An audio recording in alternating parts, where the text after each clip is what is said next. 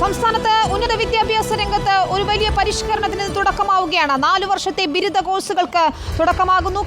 കലാലയങ്ങളെ വിജ്ഞാനോത്സവത്തോടെ വിദ്യാർത്ഥികളെ സ്വീകരിക്കുകയാണ്. സംസ്ഥാനതല ഉദ്ഘാടനം അല്പസമയത്തിനകം മുഖ്യമന്ത്രി നിർവഹിക്കും. പരിഷ്കാരത്തിനെതിരെ പ്രതിഷേധിച്ച വിദ്യാർത്ഥികളെ പോലീസ് അറസ്റ്റ് ചെയ്ത് നീക്കി.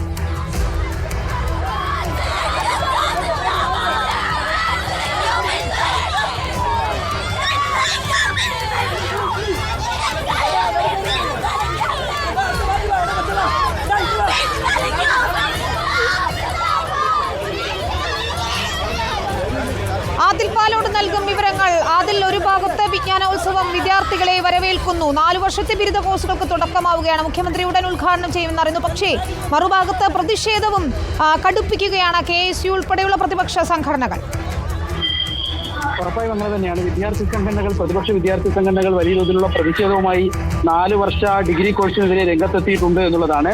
അല്പസമയത്തിനകം പരിപാടി തുടങ്ങിയിട്ടുണ്ട്. അല്പസമയത്തിനകം തിരുവനന്തപുരം വുമൻസ് കോളേജിൽ മുഖ്യമന്ത്രി 4 വർഷ ബിരുദ കോഴ്സിന്റെ ബിരുദ കോഴ്സിന്റെ ഔദ്യോഗികമായ ഉദ്ഘാടനം നടത്തും. അതിന്റെ ദൃശ്യങ്ങൾ നമുക്ക് കാണാനാകുമെന്ന് പ്രതീക്ഷിക്കുന്നു.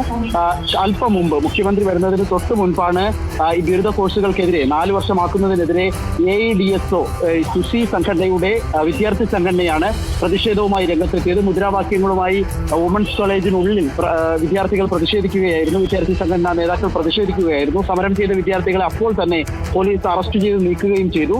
4 വർഷ ബിരുദ കോഴ്സിന്റെ ഉദ്ഘാടനം അല്പസമയത്തിനകം മുഖ്യമന്ത്രി നിർവഹിക്കും. ശരി, പ്രേക്ഷകർ തത്സമയ ദൃശ്യങ്ങളാണ്, വിമൻസ് കോളേജിൽ നിന്നുള്ള ദൃശ്യങ്ങളാണ് ഒരു ഭാഗത്ത് കാണുന്നത്. മറുഭാഗത്ത് പ്രതിഷേധം കടുപ്പിക്കുകയാണ് വിദ്യാർത്ഥി സംഘടനകൾ. പെൺകുട്ടികൾ ഉൾപ്പെടെയുള്ളവരെ പോലീസ് വലിച്ചിഴച്ച് അറസ്റ്റ് ചെയ്ത് കൊണ്ടുപോകുന്നത് നമുക്ക് ദൃശ്യങ്ങളിൽ കാണാം.